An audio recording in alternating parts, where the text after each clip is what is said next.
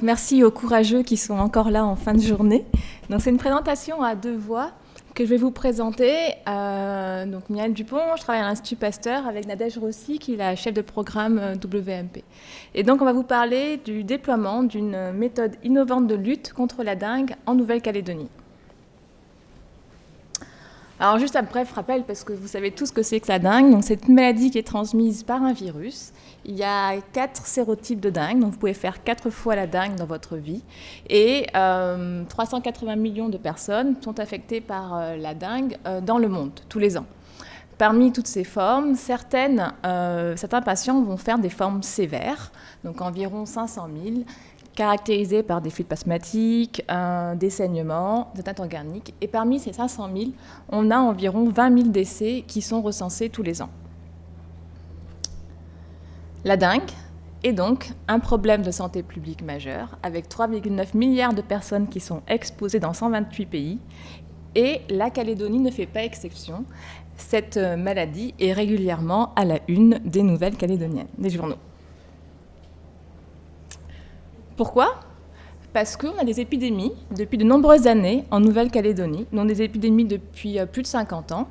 Comme vous pouvez le voir ici, alors c'est ce bouton, non c'est dessous, voilà. Souvent dû à un type de dengue, donc soit la dengue 1, la 4 ou la DOT.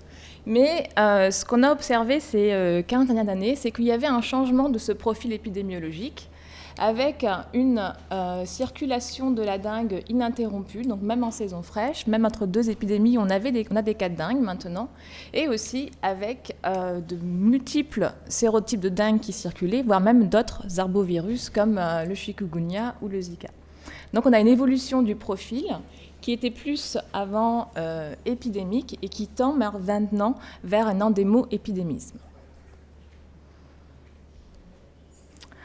Si on a des épidémies en Nouvelle-Calédonie, c'est qu'on a un moustique qui est capable de transmettre ces virus, et ce moustique, c'est Aedes aegypti, que vous voyez ici en photo, un moustique, le tigret, en fait. Qu'est-ce que ça veut dire ? Ça veut dire qu'on a des moustiques qui sont capables de transmettre, et ici, c'est un graphique qui représente en fait un indice entomologique moustique, donc c'est la ligne noire, et vous voyez que même s'il y a eu une réduction importante de cet indice, il y a toujours suffisamment de vecteurs pour soutenir des épidémies, voire même des fois des épidémies de grande ampleur, comme en 2013 avec la dengue 1 et ces dernières années. Comment s'organise en fait la prévention et la lutte en Nouvelle-Calédonie ? Lorsqu'il y a un cas de dengue qui est diagnostiqué, il y a une mise en place des méthodes de lutte antivectorielle. Qu'est-ce que ça veut dire ? C'est-à-dire qu'on va aller en fait chez les gens, voir s'ils ont des gîtes, donc on va faire une destruction des gîtes larvaires. Il va y avoir des insecticides qui vont être pulvérisés autour dans le quartier, voire autour de la maison, et aussi la campagne de prévention de la distribution de répulsifs. Il y a également des campagnes, des actions de prévention grand public avec des campagnes de communication qui ciblent la dengue ou les arboviroses. Le problème, c'est que cette méthode de lutte, c'est une des seules que nous avons, lutter contre le vecteur. Il y a actuellement des vaccins qui sont en développement, mais ils ont des préconisations spécifiques et qui sont utilisés. Le problème, c'est que cette méthode de lutte classique, elles ont atteint leurs limites. L'utilisation d'insecticides contre le vecteur, au fur et à mesure du temps, et vous le voyez dans ce graphique, on voit que le profil de résistance du moustique aux insecticides augmente. Donc si le moustique est résistant aux insecticides, c'est comme pour les bactéries qui sont résistantes aux antibiotiques, on est moins efficace, on n'est plus efficace. Et on arrive à ce problème. D'où le besoin de mettre en œuvre des méthodes nouvelles, innovantes, de lutte contre les épidémies de dengue et autres arboviroses en Nouvelle-Calédonie.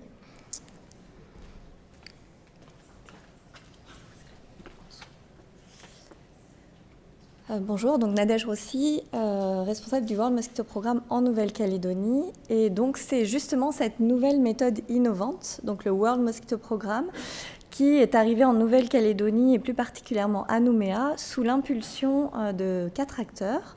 dont 3 locaux, l'Institut Pasteur de Nouvelle-Calédonie, la ville de Nouméa, le gouvernement de la Nouvelle-Calédonie et l'Université de Monash en Australie. Donc ce sont ces 4 acteurs qui financent actuellement le World Mosquito Programme à Nouméa et nous bénéficions également d'un financement du Fonds Pacifique. Alors, qu'est-ce que c'est que le World Mosquito Programme ? Donc le World Mosquito Programme, il utilise 2 organismes que sont Aedes aegypti, donc le moustique, qui est vecteur, donc le seul vecteur connu de la dengue sur le territoire, et une bactérie Wolbachia.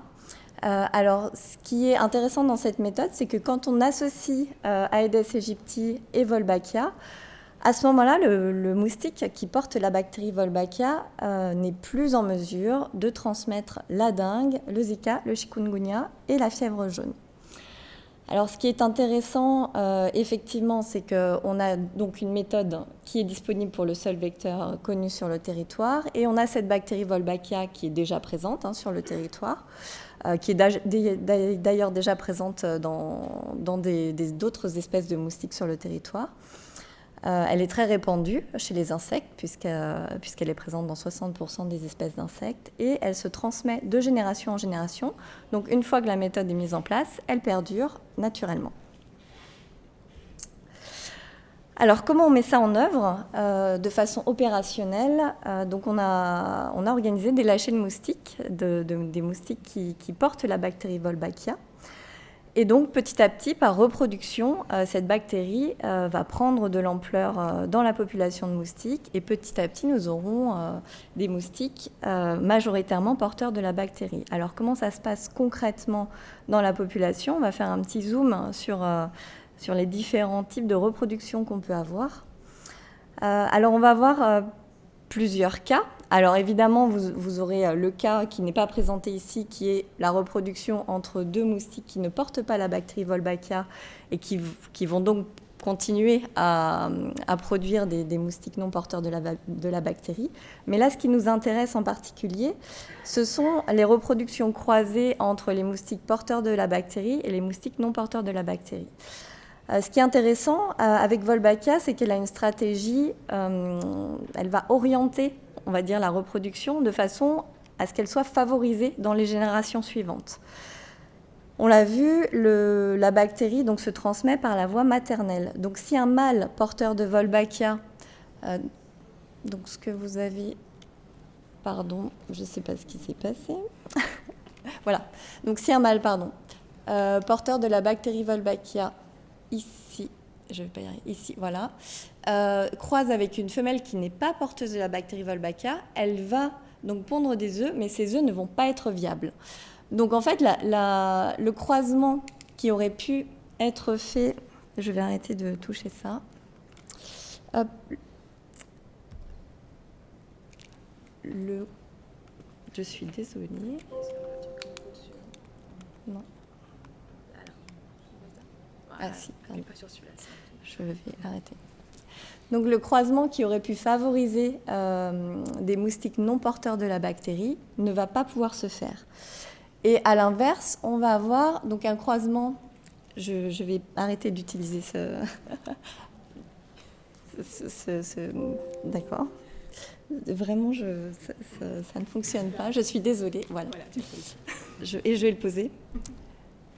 Voilà. Donc le deuxième croisement donc, qui va favoriser Wolbachia, c'est donc une femelle Wolbachia qui se reproduit avec un mâle non Wolbachia et qui va donner une descendance Wolbachia. Puis, évidemment, le croisement entre un mâle et une femelle Wolbachia qui donnera également une descendance Wolbachia. Donc tout ça, c'est la théorie, mais bien sûr, avant de relâcher des moustiques, il faut faire plusieurs vérifications. Tout d'abord, il faut avoir notre souche locale, ça c'était important. Donc ça a été fait au niveau de l'Institut Pasteur, donc en Nouvelle-Calédonie. Alors comment on génère la souche locale d'Aedes aegypti porteuse de Wolbachia? Donc nous avons reçu une souche Wolbachia de la part de l'Université de Monash en Australie que nous avons croisée avec des mâles locaux, donc prélevés à Nouméa.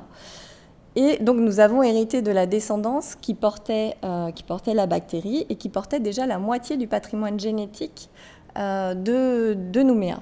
Donc ces croisements ont été faits à plusieurs reprises à partir de la descendance à chaque fois de chaque croisement, de façon à diluer au maximum le patrimoine génétique de la souche initiale qui était produite et envoyée par l'Université de Monash en Australie. Donc une fois qu'on a eu notre souche locale, il a fallu la tester pour voir si effectivement elle agissait bien de façon à bloquer la transmission des virus. Donc comment est-ce qu'on teste ça? Donc on va organiser des repas de sang infectés avec les virus qu'on veut tester et on va les donner donc aux femelles de notre souche. On va donc les gorger avec du sang infecté et on va détecter le virus dans différentes parties du corps du moustique.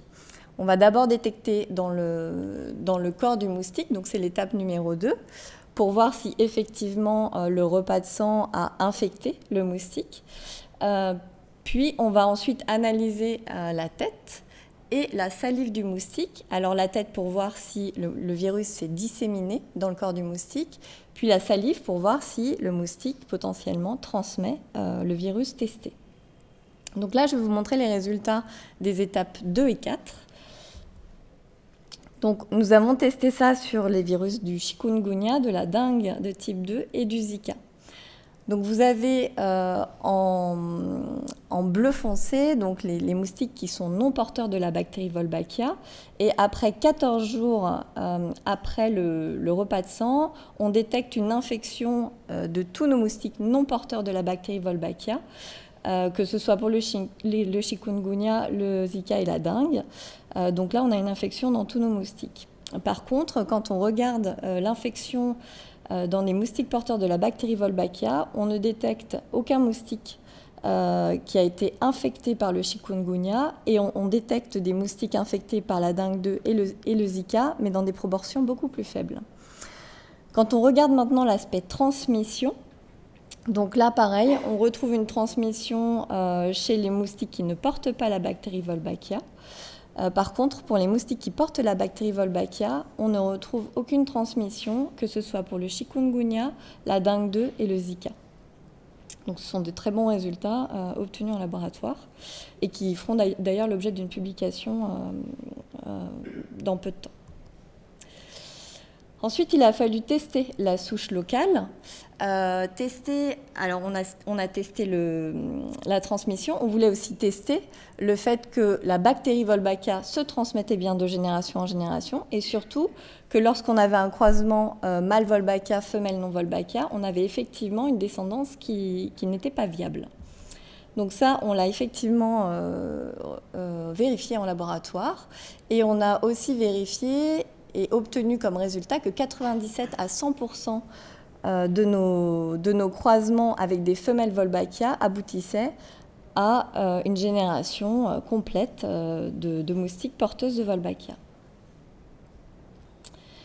Dernière chose, et chose peu courante dans le cadre de déploiement de programmes de santé, c'est le soutien de la population. C'est un prérequis pour le World Mosquito Programme. Et c'est vrai qu'il a fallu faire une grosse campagne de communication pour faire connaître la méthode à la population, pour qu'il n'y ait pas trop d'amalgame avec des méthodes qui emploieraient des organismes génétiquement modifiés, par exemple. Et donc là, on est intervenu vraiment partout où on le pouvait, que ce soit dans les milieux scolaires, que ce soit sur des événements type Dimanche doux, Jeudi du centre-ville, etc. On a vraiment essayé de toucher l'ensemble de la population pour avoir son soutien, parce que c'est vrai que de déployer et de relâcher comme ça des moustiques dans l'environnement sans que la population soit d'accord, c'est compliqué et ce n'est pas dans la philosophie du programme. Donc les lâchers ont pu commencer puisque un sondage a montré que la population acceptait ce programme et ces lâchers de moustiques. Donc nous avons effectué des lâchers d'août 2019 à juin 2020 en revoyant un petit peu notre stratégie suite à 2 événements assez importants l'année dernière qui ont été la sécheresse et qui pour nous posent problème parce qu'effectivement pour les moustiques, pour qu'il y ait une reproduction, il nous faut de l'eau pour avoir quelques gîtes larvaires. Et on a eu aussi évidemment la crise sanitaire qui ne nous a pas épargnés, qui nous a aussi obligés à revoir nos lâchers et surtout notre étendue de lâchers. Alors malgré tout aujourd'hui, nous avons des premiers résultats qui sont extrêmement encourageants. Donc volontairement, il n'y a pas de pourcentage parce que les résultats sont en constante évolution. Là, vous avez les résultats condensés sur août 2020. Ils ont déjà évolué. Mais bon, globalement, ce que vous pouvez voir, c'est que là où on a des moustiques verts, globalement, ce sont des zones où on n'aura pas besoin ou éventuellement besoin de revenir de façon très ponctuelle sur des zones bien précises. Et les zones qui sont en rouge et en orange, ce sont des zones où on va avoir besoin de relâcher des moustiques, soit totalement, soit partiellement sur ces zones. Pour compléter évidemment le pourcentage de Wolbachia. Aujourd'hui, quand même, sur l'ensemble de la commune de Nouméa, pour vous donner un ordre d'idée, on a quand même à peu près la moitié de la population des moustiques aujourd'hui qui portent la bactérie Wolbachia sur l'ensemble de la commune. Alors on va recommencer quelques lâchers avec une action beaucoup plus ciblée. Et là, donc, on va utiliser des capsules. Jusqu'à présent, c'est vrai qu'on relâchait des moustiques adultes. Là, on va plutôt disposer des petits pots, comme ce que vous voyez en bas à droite, dans des points bien précis de certains quartiers de Nouméa. Et dans ces pots, chaque semaine, nous aurons des agents qui viendront déposer une des petites capsules que vous voyez ici en photo, qui contient des œufs de moustiques et de la nourriture de moustiques. Et donc toutes les 2 semaines, nous reviendrons contrôler ces pots, nous viendrons les laver, nous les entretiendrons et nous reviendrons remettre des capsules dans les endroits qui nécessiteront plusieurs passages de notre part. Alors à la suite de ça, donc cette phase de reprise des lâchers, elle est prévue environ 6 mois. À la suite de ça, on va évaluer l'impact de la stratégie à Nouméa, évidemment. Donc, qu'est-ce qu'on va évaluer ? On va commencer par évaluer l'installation de Wolbachia, puis surtout le suivi temporel. Alors, comment on fait ça ? On a des pièges qui sont disposés un petit peu partout autour de la commune, qu'on va relever toutes les semaines, et on analyse en fait les moustiques qui sont capturés pour voir si oui ou non ils portent la bactérie Wolbachia. Donc, on fait un diagnostic Wolbachia sur les moustiques Aedes aegypti qui sont capturés. Et on va évidemment suivre les cas de dengue dans les zones couvertes et non couvertes par la méthode. Donc ça passe par un recensement précis des cas de dengue et un interrogatoire qui correspond. Et donc cet aspect-là est assuré par la DAS. Et évidemment, ça repose aussi sur les médecins traitants, puisque là, on a besoin effectivement de déclarations qui soient les plus précises et les plus complètes possibles. Alors ça peut être un petit peu laborieux ces déclarations, mais c'est vrai que pour nous ça va être capital pour estimer l'impact de cette stratégie, et on compte vraiment beaucoup sur les médecins traitants pour jouer le jeu et pour vraiment faire ces déclarations le plus possible. Alors maintenant, bon, là on en est à Nouméa, on est en cours d'installation de cette stratégie. On a un recul sur d'autres pays, sur ce qui s'est passé. Donc je vais laisser la parole à Myriel pour vous dire un petit peu ce qui s'est passé dans les autres pays. Merci. Donc, World Mosquito Programme, est-ce que ça marche ? C'est la question qu'on peut se poser dans le monde. Donc, le premier endroit où les lâchers ont été faits, c'est à Cairns, en Australie. Donc, vous voyez la surface, 150 km², 160 000 personnes concernées. Et ils ont fait les premiers lâchers de moustiques portant la bactérie en 2011. Donc, parmi les 2 points qu'on regarde, c'est que est-ce que depuis que les lâchers ont été faits, donc vous savez le nombre de moustiques portant la bactérie Wolbachia, dans le temps, est-ce que la population de moustiques est toujours porteur ? Et donc là, on voit, après plusieurs années, qu'on est toujours au-dessus du seuil de 80%. On a toujours, en fait, notre population de moustiques qui se maintient et qui porte bien la bactérie Wolbachia. Donc là, on est à 7 ans après les premiers lâchers. Là, c'est le premier impact qu'on mesure. Deuxième point, c'est qu'est-ce qu'il y en a sur la transmission de la dengue. Donc c'est le graphique d'à côté. Alors ici, là, c'est en fait les lâchers. Donc là, on voit, on a 80% de lâchers. Et en orange, ce sont les cas importés de dengue, c'est-à-dire les gens qui viennent de voyage et qui sont diagnostiqués sur la ville de Cairns. Donc vous voyez qu'il y en avait avant et il y en a après. Par contre, ce qui est intéressant, c'est les points bleus, qui sont les cas de transmission locale. Donc à partir de quelqu'un qui revient, la transmission du virus entre des personnes. Et on voit très bien que depuis, dans les zones lâchées, en fait, il n'y a pas de cas de transmission locale à Cairns. Donc là, c'est les premiers résultats qui sont très encourageants. Après, ils sont mettre en balance, sachant qu'une épidémie à Cairns, c'est environ 300 personnes par an, par rapport aux chiffres d'avant, où en Nouvelle-Calédonie, on a 3000 ou 10 000 cas de dingue. Quoi qu'il en soit, le World Mosquito Programme s'est étendu et on n'est pas le premier pays. Et le deuxième pays le plus avancé, c'est en Indonésie, la ville de Yogyakarta. Donc la surface est plus petite, vous voyez que c'est que 20 km², donc c'est un quartier, c'est des quartiers de la ville, mais ça couvre 250 000 personnes. Les premiers lâchés ont eu lieu en 2014. Et c'est pareil, on regarde la même chose en fait. Donc vous voyez ici la zone bleue lâchée. Est-ce que la population de moustiques a toujours la bactérie Wolbachia une fois que les lâchés sont finis? Et donc plusieurs années après, on voit que cette population de moustiques porteurs de Wolbachia est maintenue dans le temps. Et enfin, à Yogyakarta vont apparaître très bientôt les premiers résultats d'une étude randomisée en double aveugle menée sur 4 ans, entre 2017 et 2020, qui a montré en fait une réduction de 77% de l'incidence de la dengue dans la zone couverte par la stratégie Wolbachia. Donc c'est une étude clinique, ce sont les premiers résultats vraiment forts du World Mosquito Programme qui sont vraiment en faveur en fait de l'efficacité de la stratégie. Donc quel est le futur en fait? Le World Mosquito Programme, la stratégie, on est vraiment à ses débuts et au début de son histoire, et ça soulève encore beaucoup de questions. Concrètement, on ne sait pas exactement comment Wolbachia inhibe la réplication du virus chez le moustique. Il y a différentes hypothèses. Les plus récentes sont une interaction avec les acides gras, en fait, la synthèse des acides gras. On sait qu'il y a une compétition pour les ressources intracellulaires. Wolbachia est une bactérie intracellulaire. Le virus a besoin d'infecter une cellule pour pouvoir se répliquer. Il y a une compétition au niveau des récepteurs et il y a aussi une suractivation du système immunitaire du moustique lorsqu'il est porteur de la bactérie Wolbachia qui va aussi empêcher la réplication virale.